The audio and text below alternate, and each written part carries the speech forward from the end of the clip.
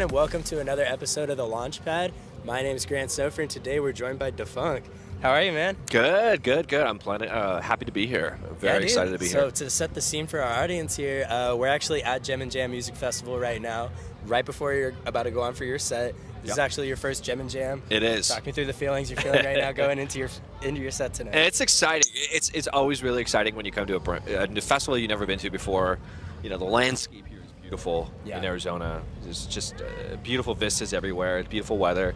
And it's the first festival of the year, so I'm really excited. Really excited to be here. I've heard great things about the festival. A lot of my friends played this weekend, actually, so you know, I'm excited to kind of be part of the last final night here to finish it off. Yeah, so. Definitely. Weird question. Do you have a preferred day that you prefer to play with the festival, like day 1, day 2, day 3, or does it not matter? Ooh. I mean, I think that most artists probably would agree that the beginning of the festival, when all the energy is fresh and new and everybody has sort of, you know, like all of their you know, their stuff put together, the most, I would say, is probably the most ideal. But, you know, as the festival goes on, any day can be a magical experience. You know, the lineups are curated in such a way that there's just so much talent on every night, and every night is a slightly different vibe, and it really is just kind of wherever you fit, wherever you feel comfortable with the lineup. Sometimes that's the best. Yeah, definitely. What can we kind of expect from your set tonight? So my set tonight is going to be sort of a meeting point between some of my old school kind of like bringing back some of my funk jam kind of vibe stuff, but also having a lot of my new bass music, a lot of my new album, the stuff that I've been working on for the last couple of years, sort of my new sound that I've been developing. That's going to be kind of, you know, at the forefront, I think, but I'm gonna have some throwbacks and stuff in there that'll be fun. So okay, nice. Yeah, you mentioned the album. I know you have an album coming out soon. You want to talk a little bit about that? Yeah. So new album is going to be coming out this year. So it's been a long process to kind of put this together, but you know, we wanted to make sure that we took our time on the album and didn't rush it. So we're going to be, you know, we're putting out single by single. And there's going to be about 4 or 5 of them. We'll kind of play it by ear. We might switch it up. We might just drop the album randomly. Like we're kind of playing with a bit more of a casual approach to it. But the main thing is that, you know, I'm really proud of this music. I've worked with a lot of really exciting artists, vocalists that I haven't been able to work with yet before. A lot of good talent, and I think it's my best sounding. You know, we went and got the best mixing and mastering that we could find. So I love that. Very excited, and it just represents like a new sound, a new kind of era of what I do. So okay, you want to talk a little bit about that, like kind of moving into this new era? Yeah, well, I mean, you know, I think that artists, well, I know all artists evolve and change over the course of their time making music. You know, especially 10 years. Like when I started 10 years ago, I was into you know, some different things. I still have elements of what I'm doing or what I was doing back then, and I've kind of repurposed them and just found a new sound, a new way of kind of applying those. You know, very inspired by how big the bass music scene has kind of grown in America, and I've always in the last 10 years. Yeah, too. Exactly. Especially in the last 10 years, and it's always been something that I'm very interested in. You know, that's how I got into this music through people like Skrillex and Flux Pavilion and Pendulum and you know, a lot of those kind of heavy hitters. And so it's kind of been a bit of a full circle evolution of like bringing that sound back into my stuff, but only, you know, kind of reinterpreting my own way. So. Yeah, I'm excited. You know, I've been working with a lot more kind of melody and a lot more uplifting sounds in some of this stuff. Some of the remixes I've been working on in the last couple months, so that's been kind of new and fun for me to do. So nice. Do you have like a track you're most proud? Obviously, you've been doing this for 10 years now. Like, do you have a track that you're most proud of along the way? Yeah. I mean, I'm proud of a lot of my tracks. I think that some of them have grown well, like wine, you know, they've kind of aged well, and some of them I no longer play just because maybe they don't hold up on a, you know, mixing mastering kind of sense, or because they just don't really make sense with the kind of music that I'm chopping with. I think that, you know, my EP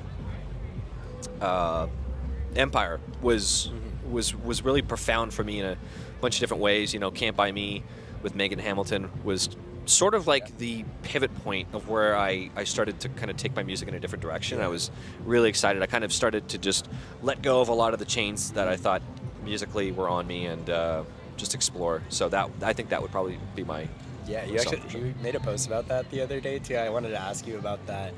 Just kind of like releasing those chains or something like that. Like I think that's a beautiful thing. I like that that's the kind of mindset you're approaching. Yeah, thank you. One thing we like to ask people all the time when we do interviews like this, we're really big on preaching gratitude and just being thankful for all the things we have in life. I know we're having a good conversation off camera right before this about just being grateful for that things are back to normal now, that COVID's kind of dying down and it's all feeling a little more normal in the industry again.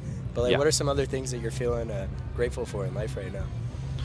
Well, I mean, obviously, as a musician, as somebody who does this for a living, it is really nice to see things back to normal, and just seeing people having fun at festivals again, and like a proper year of really getting back to it. I'm grateful for my family. I have a daughter now. That's been just such a beautiful blessing, being able to kind of cultivate her life and to be part of that, and to be a dad, and to find the balance between music and actually that has allowed me to find a different approach to writing, actually, which is kind of nice. So very grateful for that. I'm grateful for all the fans that have continued to listen to my music, and despite what I put out, I mean, I have great fans. I'm really grateful for everybody that allows me to do what I do. So.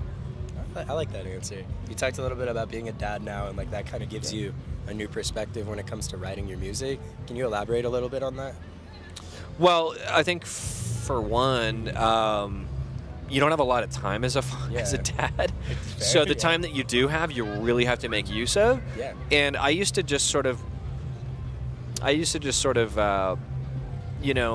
hobble around with songs, works in process that maybe took a while to kind of put together, and I would spend a long time, much longer than I do now. I kind of go in with intent, and I can finish music quite a bit faster and more efficiently now, because I'm just more focused. More focused because of the limited time I have. Yeah, fair.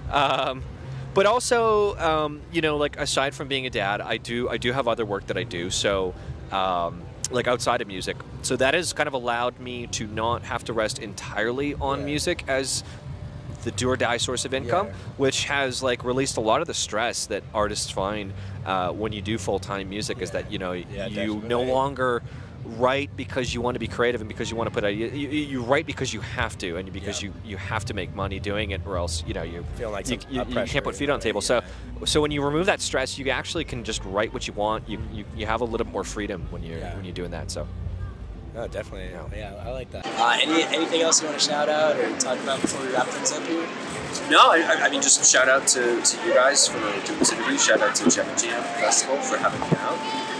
And I'm on in like an hour and a half. Yeah, it's going to be a fun set. I'm really excited to see it tonight. All right, for those of y'all still listening, we appreciate you taking the time to listen to us here.